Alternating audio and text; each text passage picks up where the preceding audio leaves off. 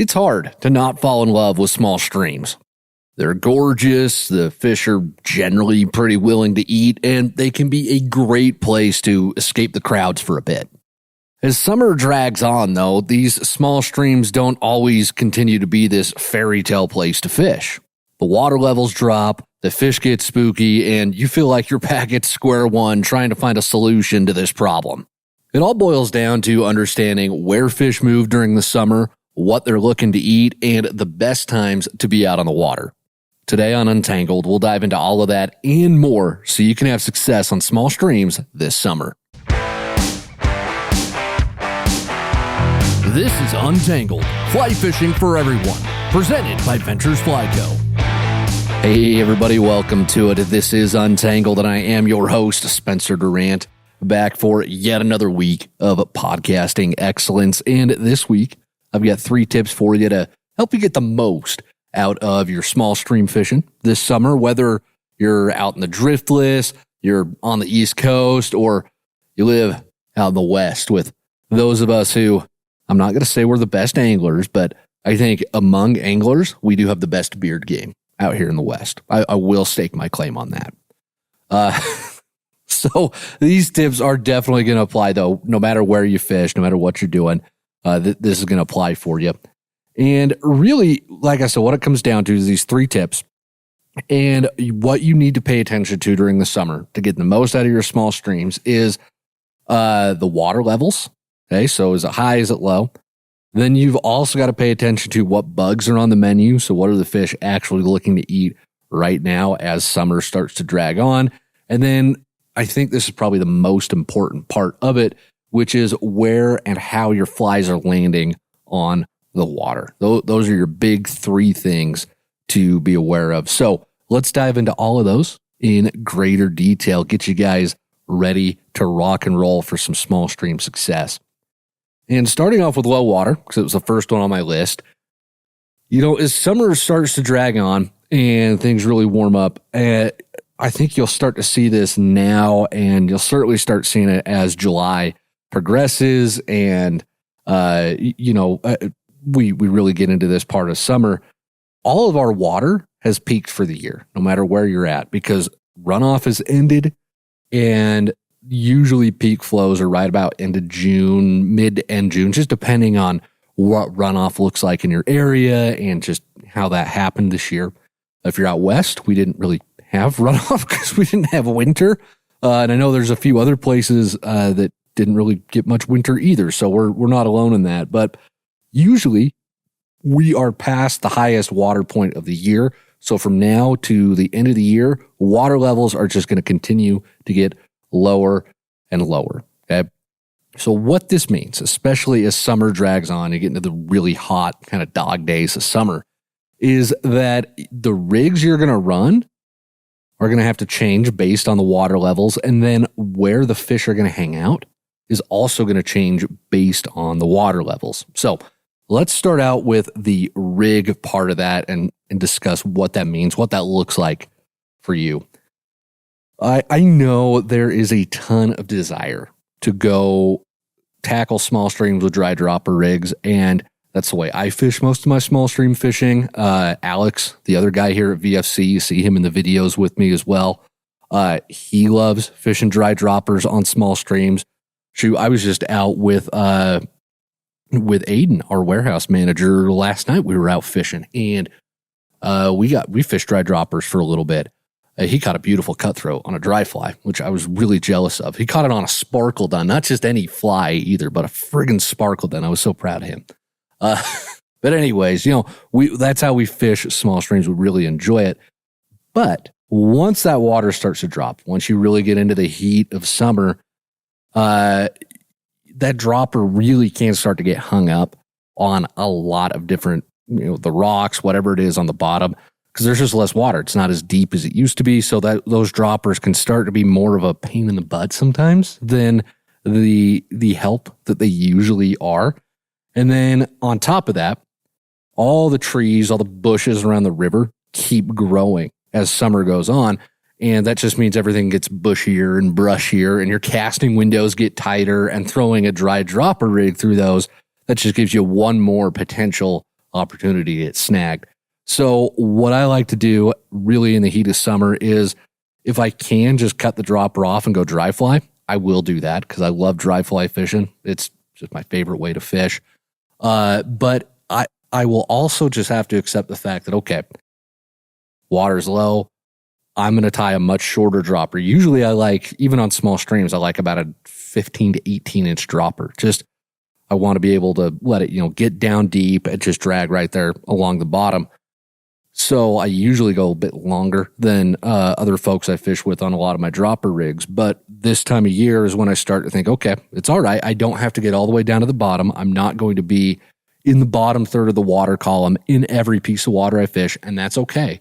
So I'm going to live with a shorter dropper at this point. If I decide to fish dry dropper rigs, I'll cut that down to like 12 inches or something and just fish my dropper that way. The other option that you've got as well is just to fish a lighter dropper. So, early in the summer, we're fishing a lot of perdigones, a lot of stonefly nymphs, a lot of big, heavy stuff that just sinks, gets down deep. And those are wonderful. They're very effective. But as the summer progresses, you can go to a lighter nymph, maybe an unweighted pheasant tail, a crackback, smaller perdigones, or whatever it is. You can also switch those lighter nymphs. But I will just tend to cut that dropper short, accept the fact that I'm not going to get into the bottom third of the water column on everything. Or if I can get away with it, if I think I'm on a stream where the fish are going to cooperate enough, I'm just going to go straight dry fly. I'll bust out my 4-weight and I'll have a great time because there are a few things in this world that I love more than catching willing fish on dry flies. So it doesn't take much to convince me to go ahead and do that. Just cut the nymph off. And just to drive this point home a little bit for y'all, we were just out, Alex and I were just out recently with our buddy Riley. He's a member of the school group. And school, if you don't know, it's this new-ish social media platform. Best way to describe it is it's like Facebook, but it doesn't suck. There's no politics. There's no stupid memes from your Aunt Karen. There's no HOA notices about, well, that Durant guy's got a drift boat and a raft and a paddleboard in his front yard, and just what the heck are we going to do about him? None of that crap. It's just all fishing all the time. That's the best thing about it. But anyways, we took Riley out. He won a contest that we ran in our school group to come fish with us. We took him out a couple weeks ago at this point, and he wanted to do dry fly fishing, which I was like, okay, twist my arm, Riley. Really make me do that. So we go out to this stream, and I was thinking we'd probably start the day with a dry dropper rig, and then as we got into late afternoon, evening, cut that off and fish whatever dry fly hatch came our way. But the water was low because of the drought that we're in, and the fish were pretty stinking picky about what they wanted to eat and about the presentation. So we ended up sizing down from our initial dry flies, going down a little bit smaller and paying really close attention to drag, where we were standing, everything, because there were a lot of times where the fish would come up and they'd be ready to eat that dry fly, and then the water's so low, again, because of the drought, they could see us and they would spook and they would just go away. Normally, the water's high enough, you have enough cover between you and the fish that they don't really see you too much at that point when they go up to eat it, at least on that stream. So it was just another good reminder of, yeah, we had to tweak our plans a little bit, and we did just go single dry fly all day. And we caught plenty of fish. Riley had a great time, but it really can, it was just a good reminder, of what you have to work with this time of year. And if you want more information about rigs and how to set these up and other info about flies as well, we've got a whole bunch of that stuff in our free field guide. It's this waterproof booklet. It's a physical book, spiral bound. It's real bougie. Fits in your pack. It fits in just about any fishing pack. We sized it just right. But it's got all that information in there, all the diagrams, rigs, flies we recommend, bug life cycle. It's a really awesome little product, and we give them away for free because we just want you guys to be able to use them and to have all this help out on the water. You just have to pay the shipping to get it to your house, but we don't charge you anything for it. There's a link to grab those down in the show notes, or there'll be a QR code here on the screen if you want to scan that if you're watching the video podcast. and they go quickly when we get them in stock. So if you go to the website to get yours and it's not in stock, please make sure that you there's a notify me when available or add to waitlist button, something there on the product page. I forget exactly what we have it labeled as, but there's a way to get on the waitlist to get notified when they come back in stock so you can snag yours. So make sure you do that if they're out of stock when you look at it. All right. Now, the other part of low water that we've got to talk about aside from rigs is where do we look for the trout? Okay, because as the water levels change throughout the year, that changes where the fish are going to hang out in the river. And especially in small streams, when the water starts dropping, that means the temps in the river can warm up pretty stinking quickly. And trout are really sensitive. They need water that's below 70 degrees to really thrive. And below 68 is really ideal. So 70, they'll be okay. Below 68, that's when they're feeling awesome, because at that point, the level of dissolved oxygen is just right for them. Once you get above 68 degrees and then above 70 especially, the amount of oxygen in the water actually decreases as it warms up. So there's less oxygen for the fish to breathe. They've got to work harder to just get the same amount of oxygen in them. And that means if you're catching fish when the water is too warm, their likelihood of dying after the fight increases exponentially. So I personally, and all of us here at VFC, if the water temps hit 68, we call it and we just quit fishing. And it's tough. We've done that a lot more recently, unfortunately, because it's been so warm and the drought's been so bad. But we definitely want to do what's best for the resource and conserve these fish. So, hopefully we get a good winter this year and then we can fish them even longer next year. So it's all about taking care of the fish and treating them as well as we possibly can. So with that in mind, as the water drops in small streams, you want to focus on where the water is likely going to be the coolest. And that is going to be in your deeper pools and your runs, because those pools, the depth, all that cold water kind of sits there at the bottom, and it takes longer for that cool water on the bottom to warm up than it does in a really shallow part of the river like the riffle. So the deeper pools and runs are going to be where a lot of your fish are going to be hanging out. And the nice thing about this is on small streams, these pools and runs, yeah, they're deeper, but it's all relative, right? They're, a deep pool, a deep run on a small stream can be knee, maybe a little bit more than knee deep. Whereas on a big river, that might be, 6 feet deep. So it's all relative at that point. But on these small streams with the pools and the runs, a lot of times the fish will still come up and smack dry flies.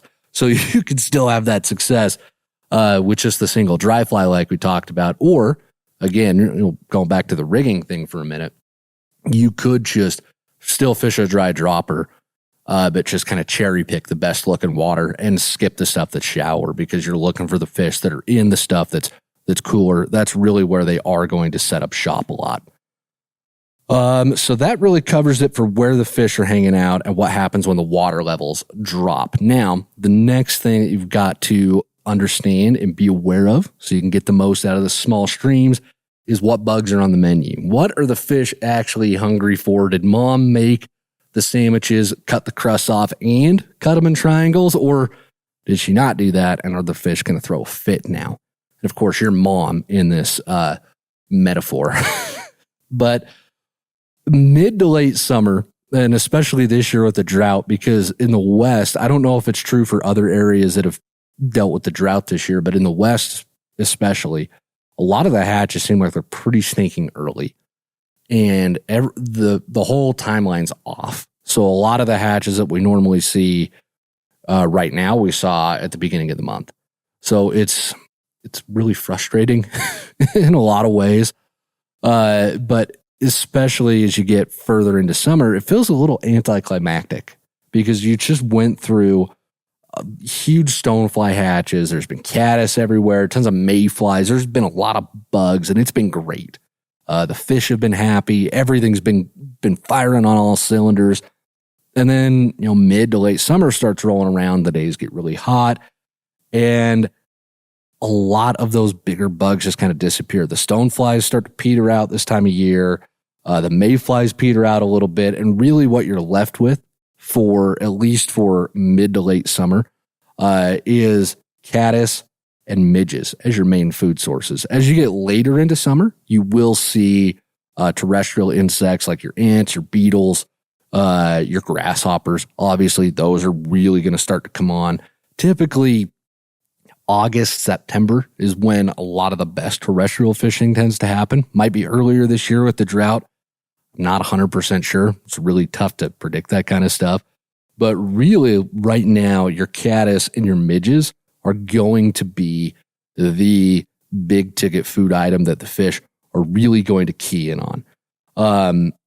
Which is really nice because that means your fly selection can be a lot simpler. You don't have to worry about having, do I have the drakes? Do I have the PMDs? Do I have this? Do I have that? It's just, okay, do I have caddis? Do I have midges? It really helps simplify your box down a little bit. And then again, you really just dial in and focus on presentation, fishing the water where the fish are likely to be. And I find it kind of freeing after the overwhelm of, you can go out and, well, are the stoneflies going to be out today? Are they going to want those? Are they going to want the drakes? Are they going to want the caddis? Like, there's so much, and it's great. I'm not complaining. When the bugs get that good, it's like being at an all-you-can-eat wing buffet, right? There's almost nothing better in the world than that.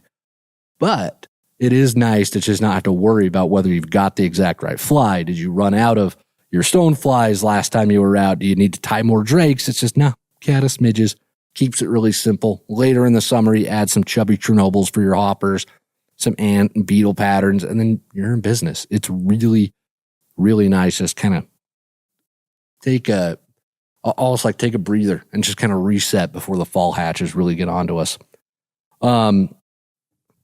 The last thing that I will say here as far as fly selection goes is just make sure that you also have some attractor patterns as well, like your elk hair stimulators, your royal wolf, stuff like that, stuff that just looks buggy, because that's still going to get fish in these small streams to come up and really participate and be part of the day for you. So don't overlook those flies either.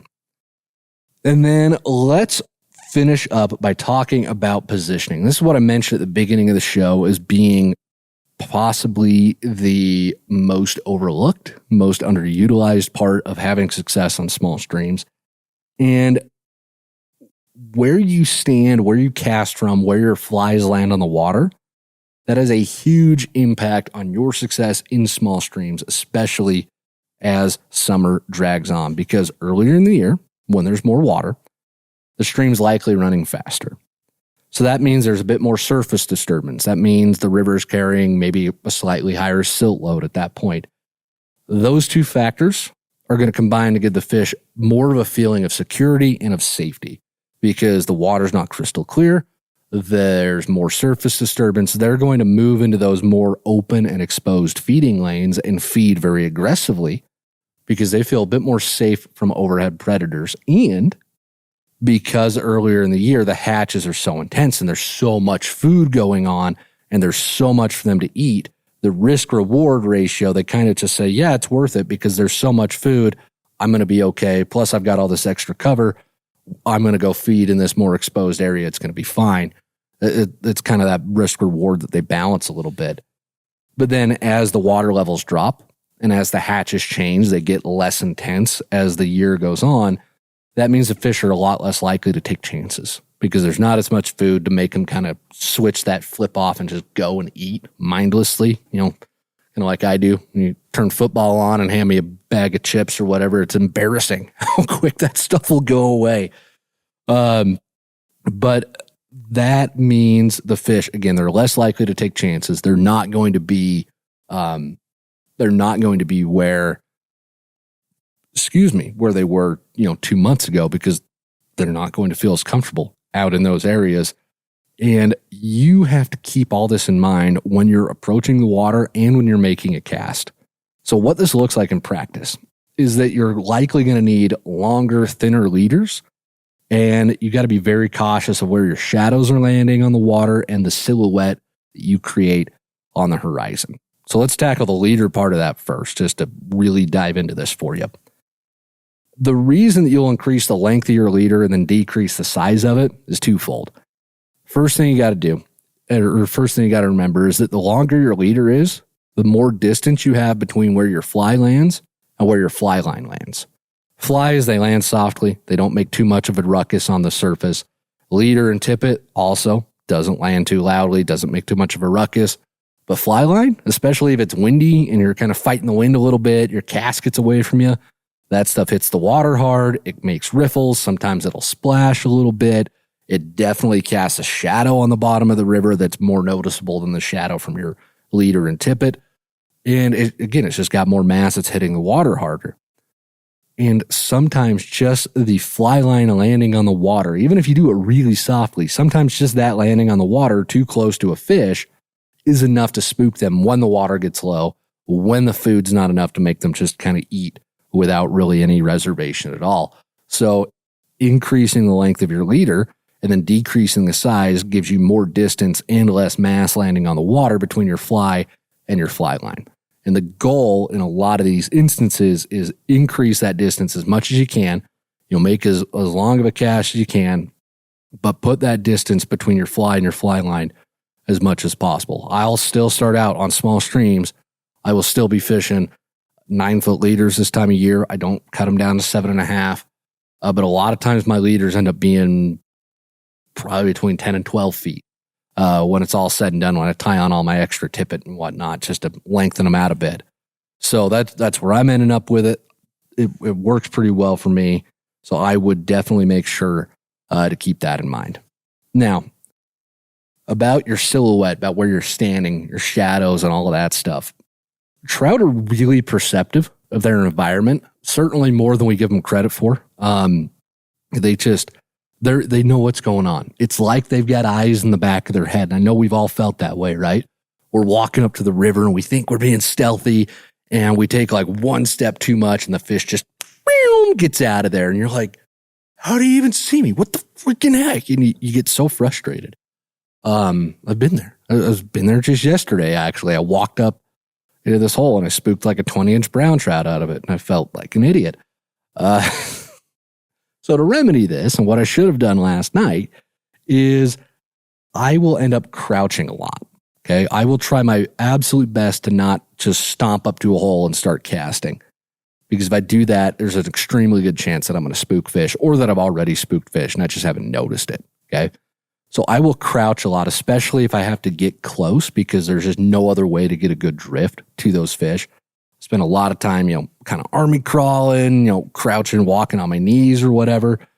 And then I also try to make sure that I'm moving slowly and I'm not making sudden, sharp movements. Because again, those are things that are going to spook fish very easily.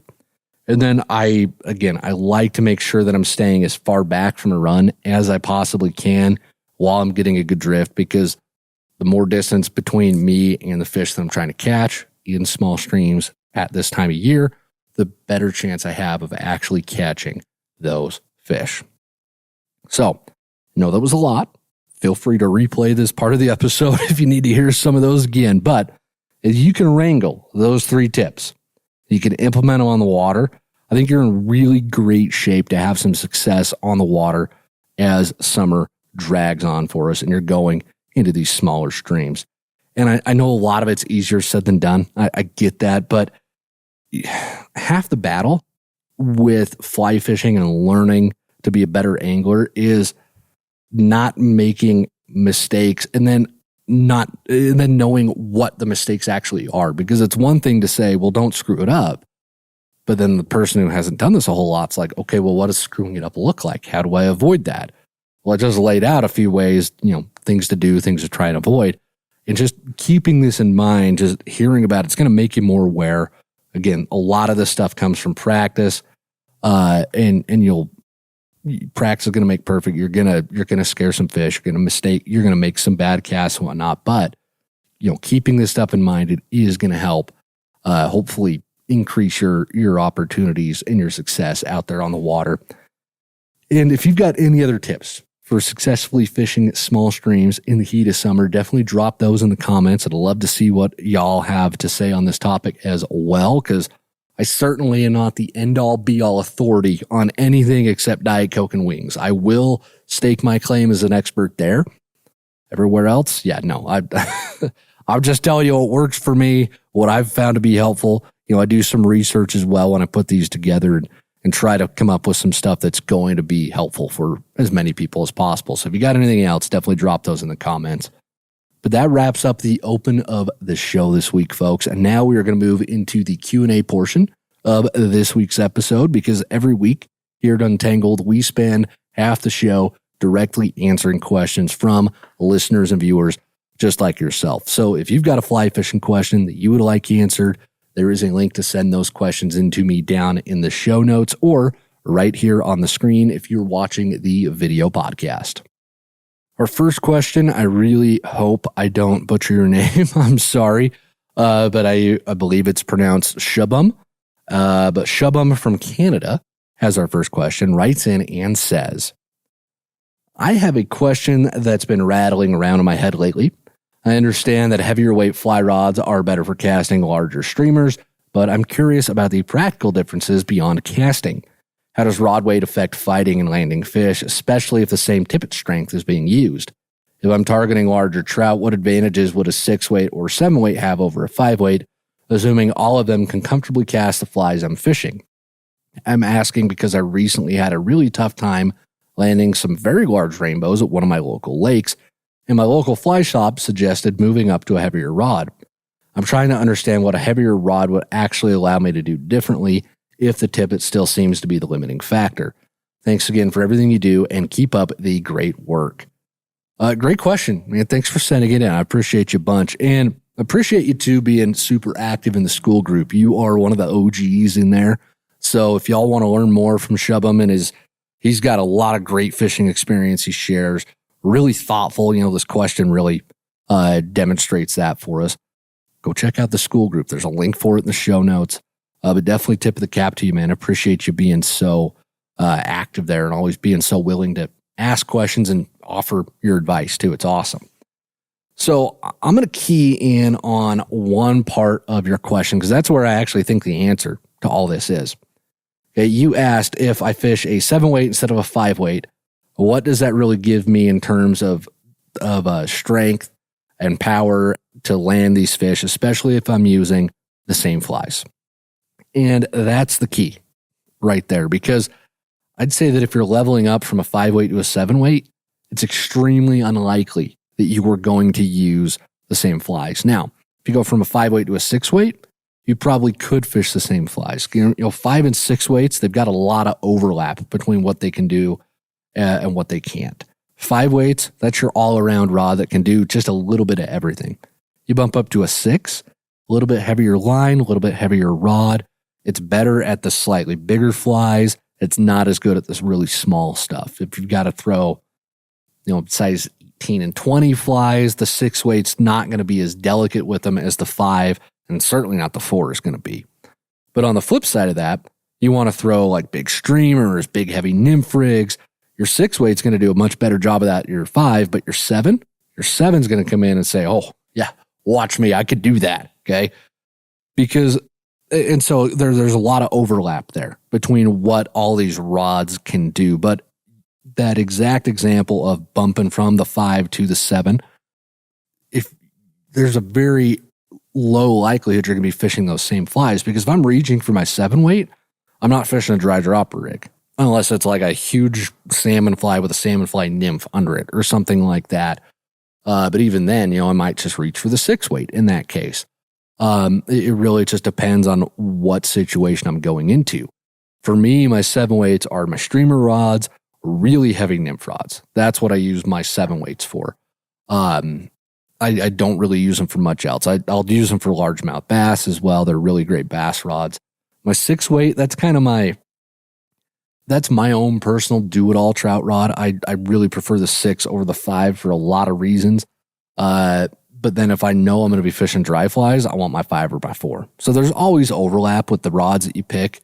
But that jump from 5 to 7 is pretty big, because the 7 weight's not going to throw a size 18 dry fly. Well, okay, I'll take that back. It could, but it's not going to do a very good job of it.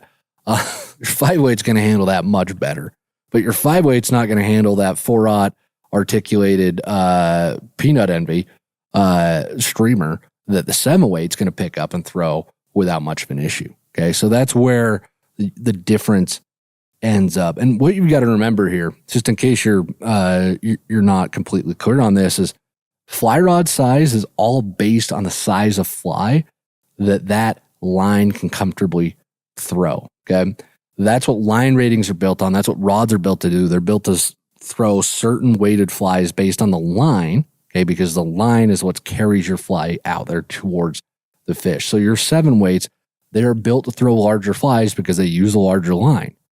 They're built to be much bigger, heavier, stronger rods versus a 5 weight because you're throwing those bigger, heavier flies. So the rest of your question here about what does a bigger rod give you if you're using the same flies and tippet? Let's say you're making that move from a 5 to a 6 instead of a 5 to a 7. Well, really, what you're going to notice is the 6 weight's going to be a little stiffer, probably going to be a little bit heavier. And if you got out your micrometer and you measured all the sections, you're also going to notice that it's probably slightly bigger in a few places than your 5 weight. And that's because it needs to handle the extra mass of that 6 weight line going through it. Now, what that means for you practically is you have a little bit more material to really use to lift and control and pull the fish as you're fighting it in the river. And that's what this all really boils down to, is once you go up in rod sizes, and let's just, for sake of argument, let's say you can fish the same couple of flies on your 7 weight that you're fishing on your 5 weight. You're going to notice a huge difference in lifting and pulling power on that 7 weight because the butt section is going to be beefier, the mid section is going to be beefier, the tip section is going to be beefier because they're built not to protect 6X tippets and to handle big runs from angry fish on light line. They're built to handle big lines, big flies, and generally bigger fish. That's the whole design philosophy behind those rods. So you will notice more oomph and more power and lifting capability in that heavier weight fly rod, but you do lose some of that tippet protection because the nice thing about a 5 weight is the tip's a little soft. So you do have the tip able to absorb a lot of the shock and strain and stress on your tippet, whereas on a 7 weight, the 7 weight tip doesn't have that same sort of sensitivity and flexibility, so it's not going to absorb a lot of that shock in the same way. And I know this can be kind of confusing, so hopefully I'm explaining it in a way that makes a little bit of sense. But really, the best way to describe it's like this. Have you ever gone fishing with a 3 weight or a lightweight rod and you caught like a 10-inch brookie and it feels massive? You're like, wow, this is a great fish. You bring it in and, oh, that's only 10 inches. It felt huge. And then you catch that same fish or a similar fish, another 10-inch brookie on like a 5 weight, and it doesn't feel like the same fish at all. Yeah, that's because, again, you're seeing that jump in stiffness, in power, in everything that has to do with the fly rod. You're seeing that jump going up 2 line sizes. It's the same thing you're going to see going from a 5 to a 6 or a 6 to a 7 or making that 5 to 7 jump. You're going to see much more power, much more material. It gives you better leverage over the fish. And really the big question here too is, you're having this issue landing these big rainbows. Well, what gives? What's going on? Well, really a lot of, you can land the vast majority of nice trout you can land on a 5 weight. In fact, I think it was just last week, the Idaho Fish and Game record for catch and release brown trout was just broken. Some lady caught like a 30-something inch brown trout on a 4 weight and landed it. Now, obviously, you don't want to target a 30-inch brown trout with a 4 weight. You want to target 30-inch browns all the time, just not with a 4 weight, because it's just not the rod that's really up to the job, right? But she still got it in. She still landed it. It was fine. Okay, the fish swam back, catch and release record. It was awesome. But with like 95% of the fishing that you're doing with trout, your 5 weight can land those fish. It's less about, is my rod big enough to handle it? And are you fighting the fish correctly? Are you using the principles of fighting fish correctly? And really what you got to do there is just, instead of keeping your rod tip straight up in the air, and if you do this with a big fish, they will school you. If you set the hook, you keep the rod tip high in the air, and you just alternate between stripping line in or reeling, you are only putting pressure on the fish with the tip section of the rod. That's the only part of the rod that's engaged if your rod tips straight up in the air. Now, you want it straight up in the air to set the hook, but once that hook set's happened and the fish is on, you want to turn that rod to the side, and you want to put that side pressure on the fish. You want the rod to bend in the opposite direction the fish is swimming, because what that does is that engages that butt section and the mid section of the rod. All of a sudden, you've got that power, that lifting capability, all that extra material down there is engaged and fighting the fish. Whereas if the rod's just straight up in the air, the only thing that you're using to exert pressure on that fish is the tip. So if that's how you were fighting the fish, then yeah, there's an extremely good chance they're going to school you, especially if you're in a lake or something. They can just run and run and run and run without too much pressure on them. You know, you put that side pressure on them, you really start to make them work for the line they take, and you can get them in fairly quickly. This is something that takes a lot of practice, just catching a lot of fish, and just reps out there on the water to really get a feel for. But it is something that I definitely recommend trying and doing more of, because again, your 5-weight should be able to land most of the fish you're catching in trout fishing. So hopefully that answer wasn't too rambling. Hopefully there was some coherence in there for you. But if you got any more follow-ups to it, please feel free to let me know. Thanks a bunch. Stephen from Scotland has our next question, writes in and says, you mentioned in episode 183 that if you're not catching fish, it's usually something you are doing and not the fly. Can you elaborate on that? How are you supposed to act/move yourself? Stephen, this is a great question. And first thing you got to do is you got to pregame with Diet Coke and wings. If you aren't sufficiently hopped up on caffeine and aspartame and vinegar and hot sauce and protein, the fish can smell that and they're not going to respect you enough to eat your flies. So that's just science. You know, I don't make the rules. I just live by them. So definitely implement that as you see fit. But what I really mean by that, you know, if I'm not catching fish, it's usually not the fly. It's something I'm doing. What I mean by that is it's almost always because if I'm not catching a fish, I'm not presenting that fly correctly.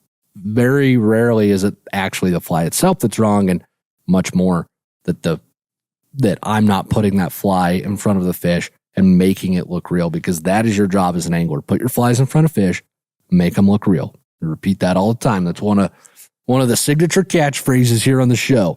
So if you're not doing that, you need to do that first, and then you can start thinking about switching flies out. But that's what I mean about it's usually something you're doing. And that could be all sorts of things that are causing that to not happen. We talked earlier about positioning. Where are you standing? Can the fish see you? Are you in a place where you are getting a long enough drift that's drag free? Do you need to change where you're standing so that your line lands differently so that it gets a longer drift? Do you need to increase the length of your leader so that you can land your fly further away from your fly line? All those little things that go into it, that's all stuff that's in your control. And once you've done all of that, once you've gone through that checklist of, okay, what could I be doing that's scaring the fish? What could I be doing that could possibly end up making them not want to eat? Once you've gone through that, your drifts look good. They don't have drag. You've put that fly where the fish should be. Once you've done that enough that you feel like, okay, I've covered the water thoroughly. I have put the fly where the fish should be, and I know the fly looks real. That's when you start thinking about a fly change. But before then, I always assume if they're not eating, that it's a me thing. Now, caveat to that, because I actually ran into this situation last night. Aiden and I, our warehouse manager, mentioned this earlier in the show. We were out fishing last night, and we get this beaver pond right off the bat. And this beaver pond's got a reputation for being picky. And it's crystal clear. It's not super deep. So the fish can just sit there and inspect everything about your presentation and your flies. And even when there's a lot of caddis hatching or big bugs hatching, the fish in this beaver pond tend to favor small stuff. And we got there, and there was some caddis out, and I could see the fish rising, and they were making that classic emerger rise. So I was like, all right, I'm going to throw a caddis on with a half-baked caddis behind it because I saw caddis out. Even though I didn't really see the fish eating the caddis, I was like, it's got to be caddis because it's just that time of year. I saw enough of them walk into the water, and I cast, and my flies float past the fish. They don't even look at it. They just ignore it. They're like, okay, Durant, you're here again. Haven't you learned your lesson yet? So I think I made it like 4 or 5 casts. They ignore everything. And it was just abundantly clear to me in that moment. I didn't see very many caddis on the water. The only things I saw the fish rise on were very small. So it was very clear to me in that moment that these fish in particular were not eating caddis. They were probably keyed in on some midges. So I did up a midge rig, and unfortunately, a storm blew in, and they all just quit rising by the time I got that midge rig put together. So I didn't catch anything on it, but I would have if the storm hadn't blown in, I think.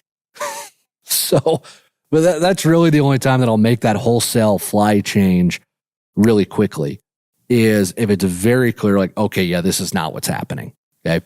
And it doesn't have to be something that subtle. It could be something as obvious as, let's say you're out on the water and there's caddis and stoneflies and drakes hatching, and you don't really know what the fish are eating. So you tie a caddis rig on and you throw it out there and the fish rise, but they kind of ignore your caddis, and you've done a pretty good job of it. Yeah. Switch out to the drake, switch out to the yellow Sally, switch out to something else that's out there on the water just to see, right, what they're actually eating. And that's also why we talk about how important it is to watch and wait. Watch and make sure that you see what the fish are eating. Try and make a good guess as to what's on the water. Really study the bugs. Look at what's in the air, what's in the water as well, because that cuts down on the time that you spend troubleshooting and re-rigging if you take that time to watch and wait before you cast. So hopefully that answers your question. I appreciate you sending it in, Stephen. Thanks so much. Jack from Nova Scotia has our next question, writes in and says, my question is that over the years of fly fishing off and on, I still seem to fall into old beginner habits of mine where I just don't seem to ever use nymphs at all. I've always been a dry fly guy, which might sound crazy to some. Just wondering if there are any pointers to guide me to want to actually tie a nymph on and use one rather than having one tied on, and once I get to the river, I immediately change it out for a dry fly. From what I've been understanding, I'm missing a massive part of the brook trout's diet. Any tips and pointers would be appreciated. Thanks for your time. Jack, I'm actually going to have Alex come in and answer this question because he's really the guy who can speak to that desire to fish with nymphs. He's really going to he'll answer this question and you will be tying bounce rigs for the next 3 years just fishing nymphs that way. No, Alex is not. I'm alone in our studio today. And Alex has been fishing a lot more dry flies lately. I think he's finally seen the light, like Jack and myself have as well. No, I understand where you're coming from. This is a really interesting, very well-timed question because this concept has actually been on my mind a lot here. And I don't think there's anything you should change. I'm going to be completely honest. I think there's this unspoken assumption. I wouldn't call it a rule, but just an assumption in fly fishing that you start out, whether you start out with bass or panfish or trout, you usually start out with some combination of dries and nymphs. Some, maybe all nymphs, maybe dry dropper, whatever, but you start out there and then you kind of move on. You learn how to streamer fish. And then there's that assumption that, okay, well, now that you're not a streamer fish, maybe you'll go after some pike or bigger bass now, or maybe you'll go after muskie, or maybe you'll go to the saltwater. Maybe you'll start really fishing lakes and going for big lake run fish on flies, on big streamers. Maybe you go down the Euro nymphing rabbit hole. Maybe you end up just a dry fly purist. That's all you want to do. Maybe you learn how to spay cast and start figuring that out. And there's almost this expectation that you will do that. You started fly fishing and eventually you're going to dip your toe into all of these things. You're going to understand how to do them. You're going to be able to do them and you can just go anywhere and fish anything eventually. And I think a lot of us love the idea of doing that. And I think a lot of us romanticize it a little bit. And you could certainly do it. There's nothing wrong with doing that. The best anglers I know are fellas who can pick up and fish and catch fish anywhere because they just have such an understanding of fly fishing itself. They can just do it. But you don't have to do that. I mentioned this a little bit in last week's show, even where fishing is what we make it. It's what we need it to be for ourselves. It is whether it's your therapy, whether it's your quiet time, whatever it is, it's what you make it. It's what you want it to be. And for some people, like you, Jack, like me, a lot of days, fishing with dry flies just does that for us. That's what we really love to get out of fly fishing. And that is our most satisfying way to spend time on the water, is fishing with dry flies. For other people, it's catching lots of fish or catching big fish or doing it a different way, being, that dialed in with a Euro nymph rig versus dry flies, whatever it is. Okay. Scratches that itch for people. That's all fine and good. What really matters is that you're getting some satisfaction out of your time on the water. And if you are, then why would you want me to try and convince you to try something else, if you're getting that satisfaction? Now, the only thing I will say is, by only fishing dry flies, you are limiting how many fish you can catch. You're limiting the opportunity to catch maybe potentially bigger fish.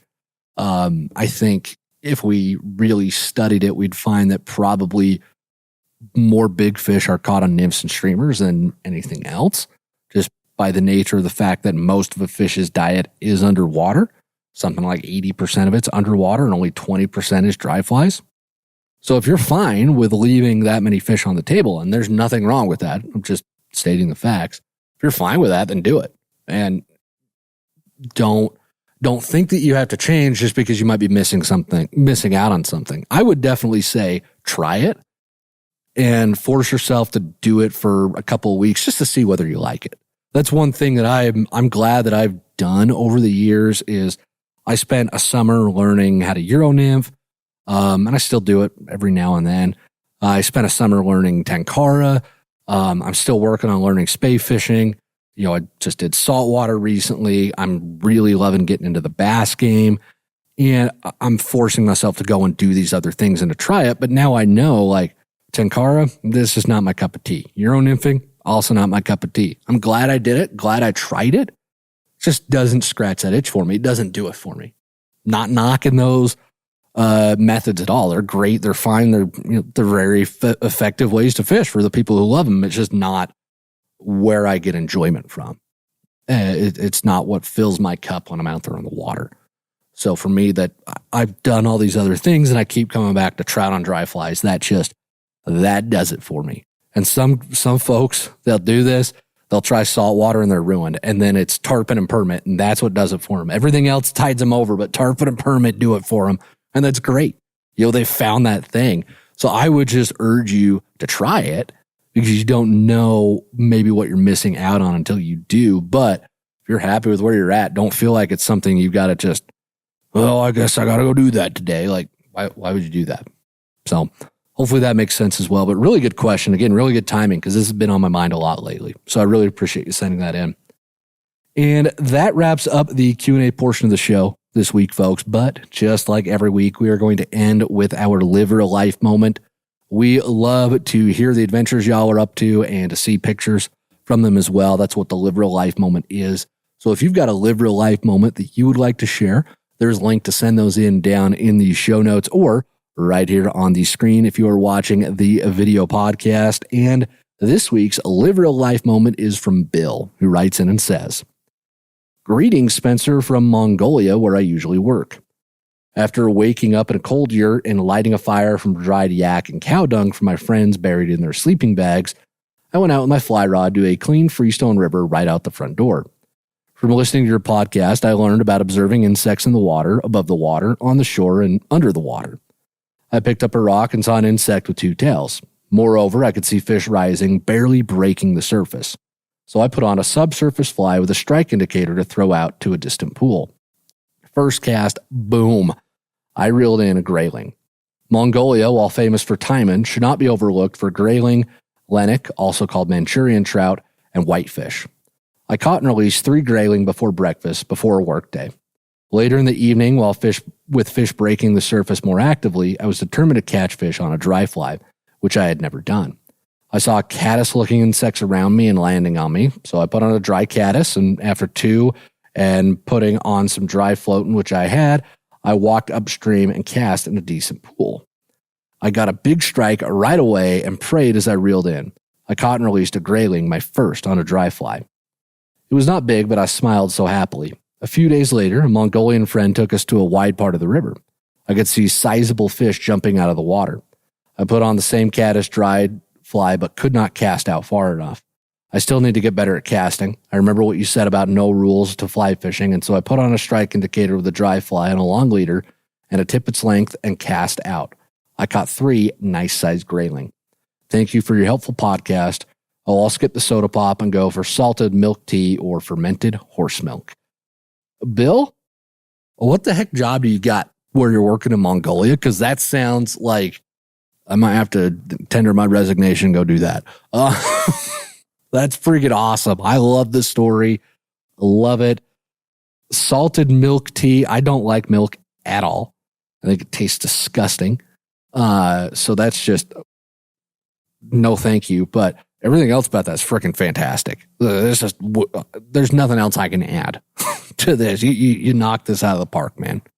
Thank you a ton for sharing that and for the lessons you reinforced for the community. With that, folks, we're going to wrap things up this week. Thank you so much for being here, for being part of the VFC and the Untangled family. We couldn't do any of this without y'all. And please make sure you tell everybody you know about the show and about what we're doing here at VFC. We want to help y'all live real life. We want to help y'all have those opportunities to have experiences like Bill just did. Maybe not in Mongolia, but at least somewhere where you can go out and have those unforgettable moments. So please, the more that you share what we're doing here at VFC with folks, the more folks we can help live real life. And until next time, everybody, get out on the water, enjoy yourselves, and live real life.